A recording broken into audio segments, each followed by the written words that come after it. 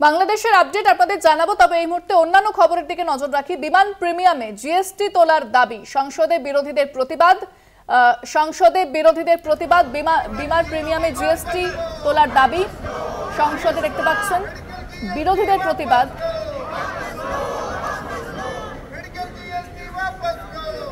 বিমান প্রিমিয়ামে জিএসটি তোলার দাবি, বেশ কয়েকদিন ধরে এই দাবি জানিয়ে আসছেন বিরোধীরা। সংসদে তারা বিবৃতিও দিয়েছেন এবং প্রতিবাদও জানাচ্ছে। ফোনে রয়েছেন আমাদের বিশেষ প্রতিনিধি দেবজ্যোতি ঘোষ। দেবজ্যোতি, কি জানা যাচ্ছে? দেখো ইন্ডিয়ান 18% জিএসটি স্বাস্থ্য বীমা এবং জীবন বীমাতে নেওয়া হয়, তা নিয়ে কিন্তু তৃণমূল কংগ্রেসের পক্ষ থেকে একাধিকবার দাবি করা হয়েছে। তৃণমূল কংগ্রেসের সর্বভারতীয় সাধারণ সম্পাদক অভিষেক বন্দ্যোপাধ্যায় তিনি বাজেট বক্তৃতাতেও কিন্তু এই দাবি করেছিলেন। সেই জায়গাতে তৃণমূল কংগ্রেস একটি রাজনৈতিক আন্দোলনের পাশে ইন্ডিয়া জোটের প্রতিনিধিরা দাঁড়িয়েছেন এবং আজকে সংসদের বাইরে তারা বিক্ষোভ করেন যে অবিলম্বে 18% যে জিএসটি নেওয়া হয় স্বাস্থ্য ক্ষেত্রে এবং বীমা ক্ষেত্রে তা বাতিল করা হোক। সেই নিয়ে তারা কিন্তু একজোট হয়েছেন। অর্থাৎ অত্যন্ত গুরুত্বপূর্ণ যে বিজেপির পক্ষ থেকে একজন সাংসদ কিন্তু অর্থমন্ত্রী নির্মলা সীতারমণকে চিঠি দিয়েছিলেন যাতে এই 18% জিএসটি স্বাস্থ্য ক্ষেত্রে এবং বীমা ক্ষেত্রে যেটা নেওয়া হয় সেটা বাতিলের জন্য।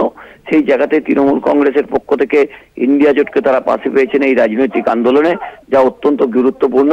এবং সেখানে ইন্ডিয়া জোটের সমস্ত সাংসদরাও কিন্তু মমতা বন্দ্যোপাধ্যায়ের সঙ্গে আজকে বিক্ষোভ কর্মসূচিতে মমতা বন্দ্যোপাধ্যায়ের দল তৃণমূল কংগ্রেসের সঙ্গে তারা বিক্ষোভ কর্মসূচিতে যোগ দিয়েছেন। ধন্যবাদ দেবজ্যোতি। কথা বললাম আমাদের বিশেষ প্রতিনিধি দেবজ্যোতি ঘোষের সঙ্গে।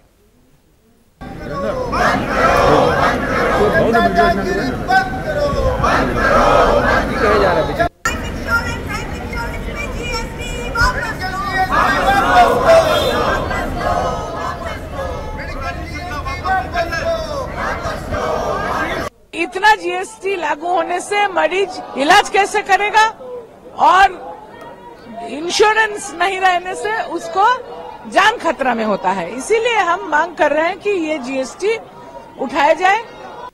এটা তো জিএসটি কাউন্সিলে রাখা উচিত। জিএসটি কাউন্সিলের উপরে তো সবসময় কেন্দ্রীয় অর্থমন্ত্রক হস্তক্ষেপ করবে না। ওখানে রাজ্যেরও এক ভোট, কেন্দ্রেরও এক ভোট, তাহলে তখন নীরব ছিলেন কেন? কিন্তু তৃণমূল কংগ্রেসের যে এই রাজনীতি, মানে গাছেরও খাবো তলারও কুড়োবো, নিজেদের অংশটা আগে ছেড়ে দিয়ে